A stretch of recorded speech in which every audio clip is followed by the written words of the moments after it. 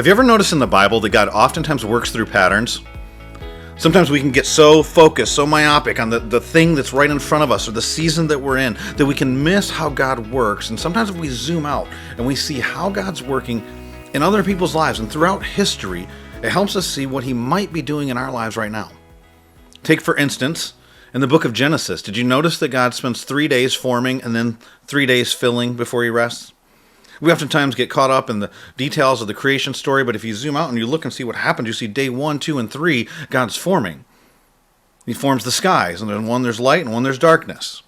And then He forms the waters, and there's water below and water above. And then he forms the land, the dry land. But then in days 4, 5, and 6, He fills them. So He fills the skies with the sun and the moon and the stars.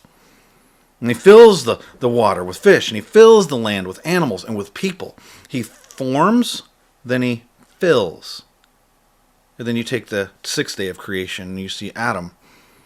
Is it ever interesting to you that Adam wasn't brought onto the earth as a baby? He could walk and talk, but not at first. He's formed from dust, but then He's filled with the breath of life. You look at the temple, when God says to build the temple, or when He says the tabernacle, the tents, the temporary structures. Either way, He gives instructions, but He wants the form in place before He fills it with His glory. You look at Ezekiel, in Ezekiel chapter 37, that famous passage of the valley of dry bones, where He says to the bones for them to be put back together, but there's still no life in them until He fills them. He forms and then He fills. Or when He calls David, and He tells him he's king, but he doesn't have the platform of king. He's a king, but he's a king in waiting. He's a king in forming as he hides in caves before he ever sits on a throne. As he defeats a giant, he's being formed into the man who will lead a nation before he's filled to be the man to lead the nation. And think about the disciples and how they're called to follow Jesus, and they walk with Him for 3 years.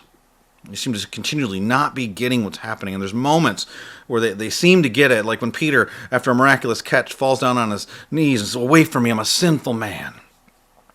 He caught a bunch of fish. Why did you say that? He's being formed.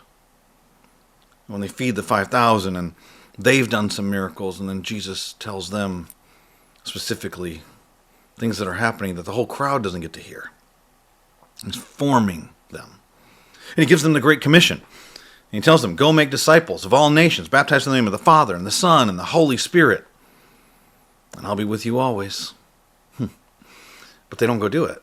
They hide. And then He comes back after the resurrection. Acts 1:8, He says, "You will be my witnesses, Jerusalem, Judea, the uttermost parts of the world." But He says to wait. Don't go. He's been forming them, but He hasn't filled them with the Holy Spirit. Acts chapter 2, 120 original disciples are up in the upper room. And it says, all of them were filled with the Holy Spirit. First there was the forming, then there was the filling. Some of you right now are in a season of forming. Don't curse the season of forming, because the filling is coming. Some of you right now feel hidden and overlooked, and God's forming you, and He may fill you with influence in somebody else's life and with a platform to impact people's lives.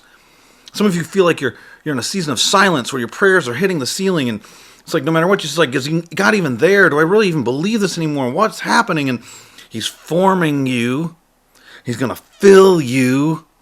Right now it's silence. Maybe it'll be fulfillment. Maybe it'll be His voice that you hear. Some of you are feeling like you're powerless and you're in this situation that you have no control over. Maybe He's going to fill you with some authority once He forms you for dependence on Him. And some of you, you're in a spot where there's this pressure on you and this resistance. Is like everything you try, even when you're doing the very things God tells you to do, it's like it's just not working. And you think about how resistance actually is what's required to build strength. He's going to fill you with power, with strength. He's forming, and then He's filling. And so don't curse the season of forming, because the season of filling is coming. Maybe you're in a season of conflict. He's forming you perhaps to have peace even when things around you are chaotic. He's forming so that then you can be filled. Some of you are being formed because you're being stretched beyond your ability, so that He can then fill you with a greater capacity. So what season are you in? Sometimes when we get in those forming seasons, we feel frustrated. I feel like, is God even there? That's why we zoom out and we look at the patterns. 3 days of creation. Forming. Then 3 days. Filling. Temple, Build it to these exact specifications, do exactly, and I want the people that I say to work on it to be the only ones that work on it, and then I'll let you see my glory. You need a miracle?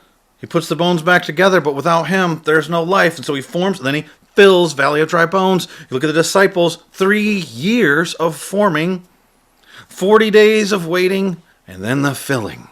What about for you? I don't know what season you're in, but it seems like the forming seasons go a lot longer, don't they? But can you look back and see a time when there was no filling? Maybe the first time there was a forming in your life, and there was something, some area in which you grew. But now, that's just a normal part of your life.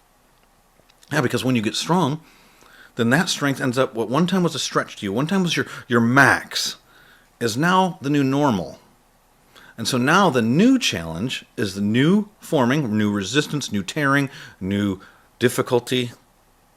So there can be a new normal for you.